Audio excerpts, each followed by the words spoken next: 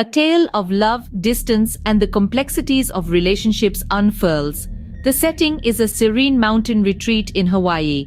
Cho, a young woman immersed in her university studies, and Patrick, a man older and perhaps wiser, share a deep bond. Cho's voice, soft and tender, breaks through the silence of the night. "I'm doing well in the university, and I love it." Patrick responds with a knowing tone. "I knew you would on both counts." As the months pass, Christmas approaches. Cho and Patrick find themselves lying on the grass, gazing at the stars, contemplating the future, and discussing the theory of everything. Amidst this, Cho remembers it's Patrick's birthday. A sweet surprise indeed. Their conversation takes a turn towards the future, their individual paths, and the possibility of another person entering their relationship. Patrick, on the other hand, assures Cho of his love for her, quashing any thoughts of him wanting someone else. Cho's voice echoes with a touch of uncertainty. "You still can be free, you know, Patrick, and maybe you deserve to be with someone older and with me too, or if I'm not around for a while." Patrick, with a firm resolve, responds, "I'm sure. I'm not thinking of giving you up or having two loves. What do you really want, Cho? You get a first-class vote." Cho, finally expressing her true feelings, says, "I'm married to you, but you are free. I want us, and I want there to forever be an us, even if we sometimes have to be apart, due to school or work or whatever. I don't need or want to experience any other loves for myself. I'm not being short-sighted or infatuated. I just know that I'm all set."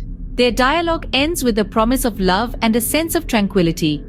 The emotions conveyed are deep and profound, a testament to their love and the complexities they navigate together. Despite the uncertainties and challenges ahead, they find solace in their shared bond, a bond that transcends time and place.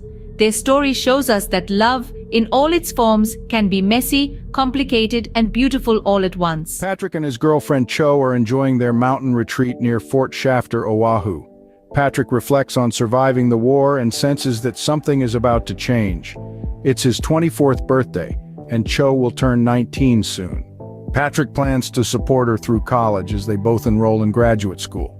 Patty, a friend, sends a Christmas card and letter revealing that she got married and took a temporary assignment in Germany. Patrick responds, mentioning his own attachment to someone. In 1972, Lieutenant Dauphinais surprises everyone at work with bottles of champagne. He announces that the war in Vietnam is coming to an end, with foreign allies and the South Vietnamese army pulling out. The general will retire and a new leader will be appointed for the base. Lieutenant Dauphinais grants everyone Fridays and Mondays off with pay. Patrick is relieved to learn that he is no longer assigned to Indochina, but will spend his last year in the Army in Hawaii. He and Cho celebrate their newfound freedom and happiness. Patrick feels triumphant, redeemed, and safe. Patrick, in the Army in 1971, and his Amerasian girlfriend Cho are up in their mountain retreat near Fort Shafter, Oahu. The general soon held a meeting at the Kaneohe Marine Base and made our status official. No more combat pay, though. After that, I rode up to the mountain retreat. Cho was sunbathing naked. Oh, fates, you have outdone yourselves. Cho, the war was for nothing. How do you like that? Silly world. Ridiculous, too. One needn't follow customs, rites, and rituals, nor religions, politics, and disputes. Yeah, and those who went to Canada, although they disrupted their lives and had to give up their jobs, may get amnesty one day, for this war was an unclear one. The inputs make for the outputs. Silly or not, the Korean War is still going on officially. No armistice was ever signed. The South Vietnamese won't be able to hold out, and the North Vietnamese will eventually take the South, regardless of any peace accords, and then unify the country, which I'd say is better than warring forever, as has always happened there, although they'll still have some problems. You and I won. Yes, the northern U.S. unified with South Korea. We asked the night to reveal its mysteries of all that is, but it did not answer us directly. However, we had retained the presence of the night within us, vibrating with its rhythm and resonance. We'd sensed a soft sweep across our heartstrings, for we were willing spirits, and it ever carried us through in peace, undistracted by any of the day's bright noise of life in busy Honolulu. In harmony, we realized that we each held within ourselves the seed of the other, that yin reaches climax, then retreats in yang's favor, in a cyclic movement of rotational symmetry, for a rounded life is the blend of yin and yang. High above the earth, nestled on a mountain peak, Patrick and Cho found themselves beneath a blanket of twinkling stars. The cool night air was filled with the rustle of wind through the trees and the quiet murmur of their conversation. They were wrapped in the tranquility of the universe, their eyes drinking in the celestial spectacle.